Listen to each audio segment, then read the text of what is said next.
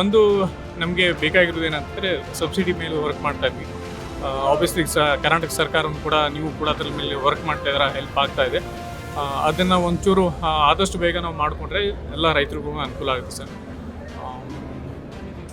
ಈ diesel tractor compare ಮಾಡಿದ್ರೆ ನನಗೆ ಮುಖ್ಯವಾಗಿ ಡೀಸೆಲ್ ಅಂಡ್ ಇದಕ್ಕೆ ಕಂಪೇರ್ ಮಾಡಿದ್ರೆ ಹಾಂ ಸರ್, 1 ಅವರ್ಗೆ ಕಾಸ್ಟ್ ಏನು ಡಿಫ್ರೆನ್ಸ್? ಕಾಸ್ಟ್ ಸರ್ ಈಗ ನಾವು 50 HP ತೊಗೊಂಡ್ರೆ ಈಗ ನಮಗೆ ಒಂದು ತಾಸಿಗೆ ಅಂತಂದರೆ ನಮಗೊಂದು 800 ರಿಂದ 1000 ರೂಪಾಯಿ ಬರುತ್ತೆ ಸರ್ 1 ಅವರಿಗೆ ಡೀಸೆಲ್ಗೆ ಸರ್. ಇದು ನಮಗೆ 200 ರೂಪಾಯಿ ಆಗ್ಬಿಡುತ್ತೆ ಸರ್. ಇದು ನಾವು ಫಾರ್ಮಸಿಗೆ ಸರ್, ಹೊಲದಲ್ಲೆಲ್ಲ ಆದರೆ ಜಮೀನಲ್ಲಾದರೆ ಅಲ್ಲಿ ಅವರಿಗೆ ಇದು ಫ್ರೀನೇ ಇದೆ ಎಲೆಕ್ಟ್ರಿಸಿಟಿ. ಸೊ ಅವ್ರಿಗೆ ಅದು ಚಾರ್ಜು ಆಗಲ್ಲ, ನಾವು ಆಗಲ್ಲ ಸರ್. ಡೀಸೆಲ್ ಮಿನಿಮಮ್ 3 ಲೀಟರ್ ಬೇಕು ಸರ್ 1 ಅವರ್ಗೆ. 3 ಲೀಟರ್ ಡೀಸೆಲ್ ಬೇಕು 27 HP ಆದ್ರೆ. ನಮ್ದ್ರಲ್ಲಿ ಏನಾಗುತ್ತೆ, ನಿಮ್ಗೆ ಅಷ್ಟು ಡೀಸೆಲ್ ಏನು ಬೇಕಾದ್ರೆ 20-30 ರೂಪಾಯಿಲೂ ಚಾರ್ಜ್ ಆಗ್ಬಿಡುತ್ತೆ. ಅಂದ್ರೆ ನೀವು ಚಾರ್ಜ್ ಮಾಡ್ಕೋಬೇಕಷ್ಟೇ. ಚಾರ್ಜ್ ಮಾಡ್ಬೇಕು. ಚಾರ್ಜ್ ಮಾಡಿದ್ರೆ ನಮ್ಮ ಚಿಕ್ಕ ಗಾಡಿ 4 ಅವರ್ ಓಡುತ್ತೆ ಸರ್, ದೊಡ್ಡ ಗಾಡಿ 6 ರಿಂದ 7 ಅವರ್ ಓಡುತ್ತೆ. Heavy duty application sir.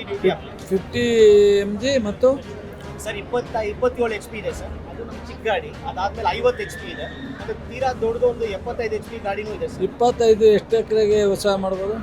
27 HP sir. 27 HP 1 ಎಕರೆನ ನೀವು ಒಂದು 2 ಅವರಲ್ಲಿ ಮಾಡ್ಬೋದು. ಒಂದು 5-6 ಎಕರೆ ಇರೋರು 50 HP ತಗೊಳ್ತಾರೆ ಸರ್. ಅಲ್ಲ, ಏನು ಒಂದೇ ಸಲ 5 ಎಕರೆ ಮಾಡೋಕ್ಕಾಗಲ್ಲ. 27 HP sir. 27 HP sir. 27 HP ಏನು ಕಾಸ್ಟು ಸರ್? 7,80,000 ಇಟ್ಟಿದ್ದೀವಿ ಸರ್ ಈಗ. ಹಾಂ, ಇನಾಗ್ರಲ್ ಆಫರ್ ಅಂತ ನಿಮಗೆ ಸಬ್ಸಿಡಿ ಇನ್ನೂ ಬಂದಿಲ್ವಲ್ಲ? ಅದು ಏನಾದ್ರು ಬಂದ್ರೆ ಬಹಳ ಅನುಕೂಲ ಆಗುತ್ತೆ ಸರ್. ಅಲ್ಲಿ ನಮ್ದು ಇಲ್ಲೇನೆ ಬಹಳ ಜನ ಎನ್ಕ್ವೈರಿನೂ ಮಾಡಿದ್ದಾರೆ.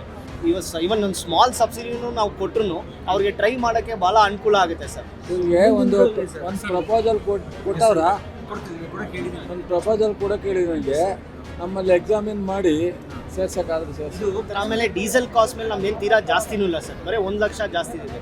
ಡೀಸೆಲ್ 27 HP 6 ಲಕ್ಷ ಇದೆ ಸರ್. ನಮ್ಮ ಗಾಡಿ 7-7.5 ಲಕ್ಷ ಆ ಥರ ಬರ್ತಾ ಇದೆ ಸರ್. ನಮ್ದೇನು ಪ್ರೈಸ್ನೂ ಜಾಸ್ತಿ ಇಲ್ಲ ಸರ್. ಮಾಡೋಣಪ್ಪ. ಶೋರ್. Thank you sir.